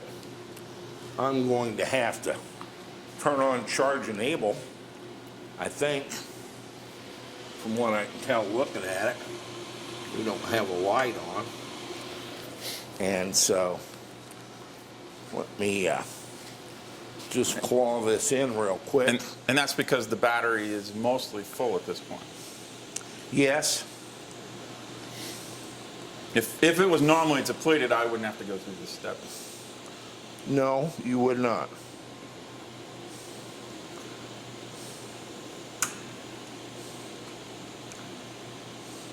Charge Enable is on. And so we take this and I'm going to plug it in here. Front face. And add 1,000 watts to it. And our charger comes on, and instead I added 100 watts to it. And we're up to 80 amps. We picked up 2 or 3 amps. That's not working too well, is it? Well, there's a reason. This is our quad port duplex NEMA 5-15 120 volt outlet. And that's what this charger works on. But I've just plugged it into the same phase we're using to charge the batteries. And so this is actually charging at, I'm going to guess 38 amps. That's the rated. 24 volts. That's the rated capacity of the charger. But we're not charging the battery any faster. We just took the power out of the Sigoneer charging and transferred it through here. But if I will disconnect that and plug that into the other phase,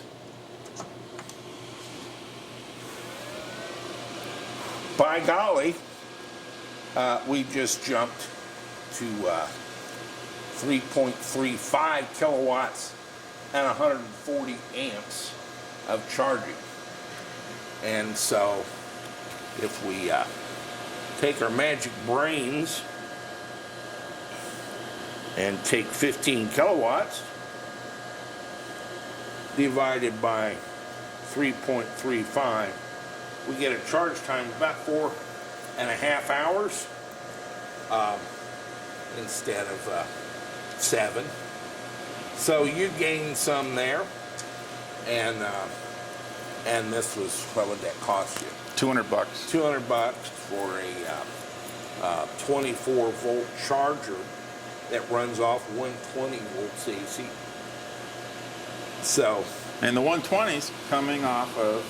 well, no, the 240 is coming off of our wall charger, J1772, that we use to charge Azure Dynamics vans. And so, pretty cool. So he's doubled very nearly our, not quite, we go from 75 to 140 amps of charge using a $200 120 volt to 24 volt charger.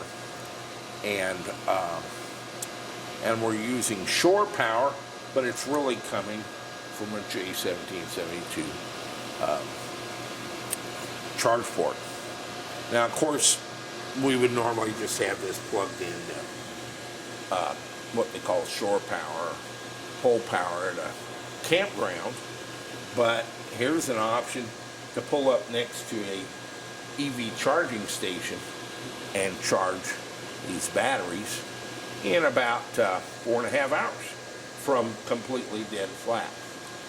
he has opted, you didn't want to add a 24-volt voltmeter. Why? I'm the partly just budget reasons, just the cost of taking on another project. I don't need it. My primary usage is I work at home and it's my house and I run computers and stuff for my business. So, I mean, I'm in the van using power. And the primary goal is to charge infrequently every few days so that I'm good. A rapid charge that handles me for a few days of use is exactly what I'm after. Steve cashed out $1 Brazilian out of the software industry some years ago, but he's very thrifty. He buys peanuts in the shell and takes the shells back, tries to get a refund, if you can believe it. Well, it's a lot of experience. I've Well, yeah. traveled overseas. I've 7 years full-time in the U.S. It's at what point is learning knowledge if you can't learn how to do things a little better? And so that's two kind of interesting innovations that I thought we'd show you that Steve has brought in here.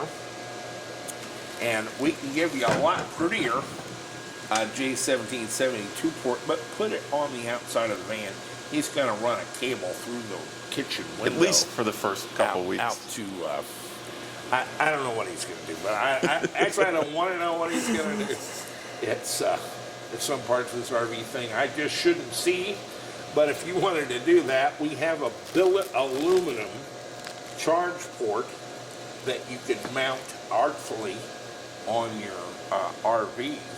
That's where you can just pull it up, plug it in, and you could recharge your device that way, just as if it was a KOA campground thing. And we even sell the little connectors, so you can wire it up to with whatever length of wire you want, and so on and so forth, and integrate it more fully. One of the issues is you're kind of going to drive this around and then sell it and get a house. Yeah, that's my long term. So I'm trying not to hack up the RV too much. So he doesn't really This is want a nice drop-in, removable system. And so this will slide in and slide out, and he'll be good both ways. And you can slide this out and use it for backup power, emergency power in your house, or with solar. 1 second reason to carry this second charger is the system that's sold cannot charge off 120. That's true. So if I go to a house, a friend's house or something, and I need to charge, and I don't want to bother moving and repacking everything that I'm working on, I can plug this in, and at least I have a method of charging the system. Right. This input here is not going to charge off 120, but he could plug in to a house and into here, turn this on, and charge the batteries quite slowly. I think he's getting 1,200 or 1,300 watts out of this little 1 kilowatt charger. Slowly he can charge. Again, like at Walmart and stuff, a lot of parking lots, they actually have, I discovered this early in the days of the EVs, weather-covered electrical outlets for use with their leaf blowers and stuff that they use to keep up the grounds. And they're kind of like not obvious unless you know the look, and then it takes about 5 minutes to find one in almost any parking lot, but they're 120 volts. And that's probably, for me, public use a bit too far to go using an electrical outlet they use for cleaning their own parking lot, when the charge points are actually designed for retail electrical sources. Mm-hmm. I mean, some of them you have to pay for, not very much, 50 cents a kilowatt. Mm-hmm. But so a lot of them are free. A couple of innovations that by exposing these ports we can do. I pictured them at the back end of the vehicle so he can reach all of them. He loves that it's all on one end, but he wants it inside the vehicle up where he's at to make different connections. So where you can have an AP in the thing, you're a computer guy, right? A router, Yeah. wireless router. Yeah, I'm gonna have a permanently wireless router running off of it, and that's my only main load. I still got the existing lead acid battery system from the Winnebago factory. It's just a non-lithium model, and it powers the fridge and stuff. And it depends. Summertime is very different with air conditioning and how you use the generator, and last summer was particularly hot. Well, that's one of the issues we've faced with solar in general and these power things is you have varying loads and varying availability of sunshine. And so designing around that is interesting. It's an interesting problem. Kind of a double-bladed sword with no handle. You have to hold it by the blade while you swing. And that's interesting. Steve, this has been educational, and I think you've got some good ideas, and I'm hopeful, and I'd like to hear back from you on what changes a PowerSafe 15 makes to your wayward ways on the road. Yeah, I've got a 1.5 year experience with the exact same van without this, so it'll be a dramatic change. Okay. Stay with It's us. fine. And move that strap. I'll move that strap in real quick. This has a place to latch, I think. Or no, that's on the top. What am I thinking? I thought there was. Let's shove it somewhere. Here. And I'll get that strap.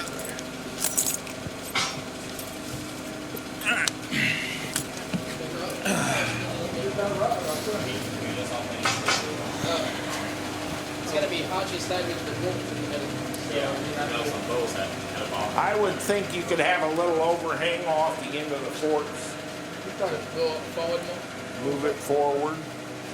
I think if you lift it up, maybe we can get it on the forks easier rather than slide it. I'm available too. I think we can lift it up. Okay. Alright, let's do it. Alright, go more. Heavy casket. Over. How many pallbearers? That's our quality control caddies checking out the Hey, we install probably want space. to not have you in the way at the moment. Well, she's supposed to make sure we have a safe space to install it in. Move the table.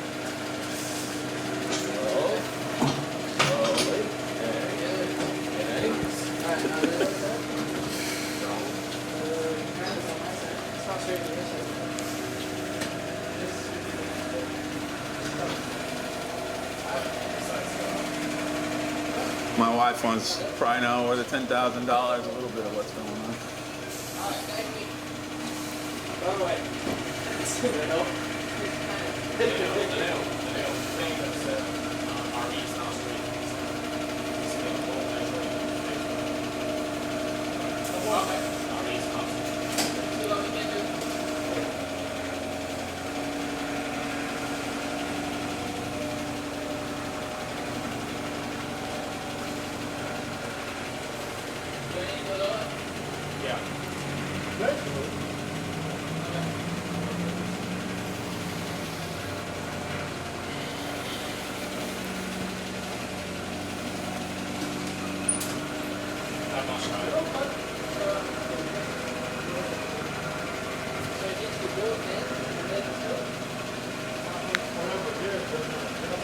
I would do.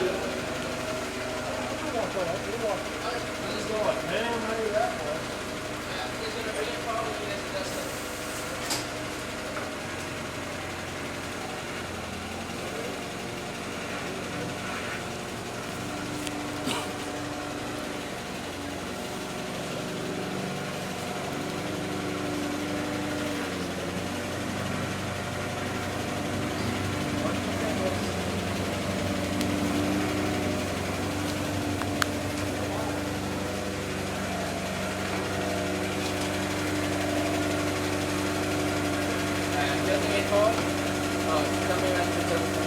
After about an hour, 45 inches. Right. I give it a hard tilt.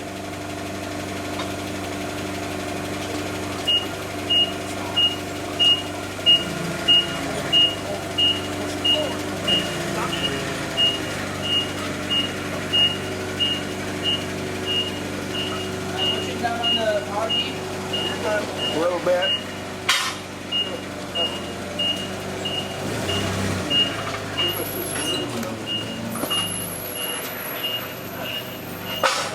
You're good. Don't feel compelled. That's all he wants. It looks that rug doesn't get closed in the doors. And there's Let's see nothing. what we got, There's Richard. nothing I think that'll hit it. It's hitting just a little bit on that edge. I can Can adjust you it go in the front. inside and just, can you go? But it doesn't need to be moved forward anymore. Is that far enough? That's exactly where I want it. Will it slide around, you think, when it drives it? Or is it good? I want every inch up front I got, Okay, because that's my luggage space. okay. We can get it flush on this side. Can you Yeah, just you're pull hitting it? one of the support posts of my bed. Yeah. Push it just a little bit back. That might be an advantage, guys. If he Leave puts it. on the brake suddenly, Yeah. it won't slide Yeah, forward. I would like leave it. Plus, that gives me the maximum space for these outlets. These outlets are perfectly Yeah, now leave aligned it. with Leave it this. alone, that's it. Beautiful. Wow. Yep. The fans have enough space right now. It's a perfect fit. It's exact. I mean, that's the part you should mention in your video. Was how coincidental.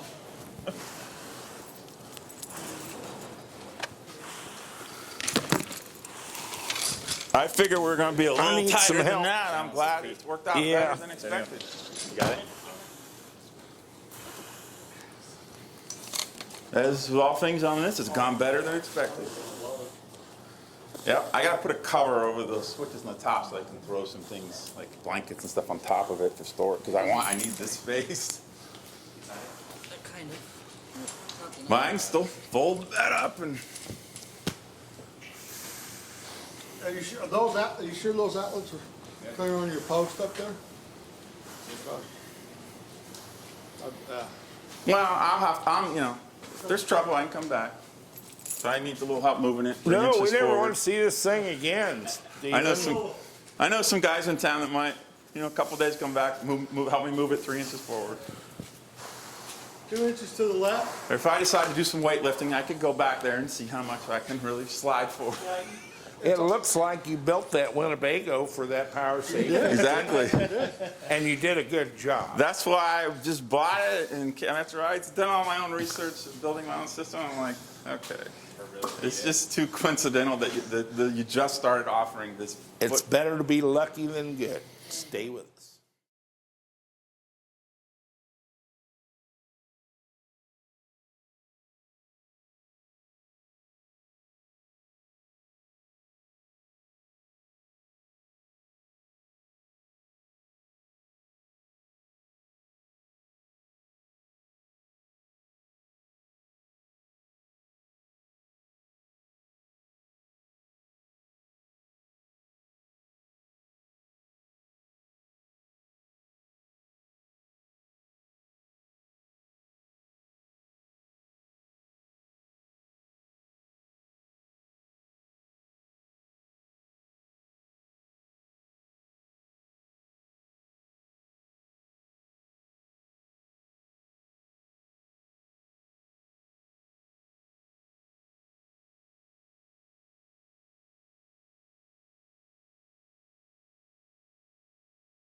Been good. Stay with us.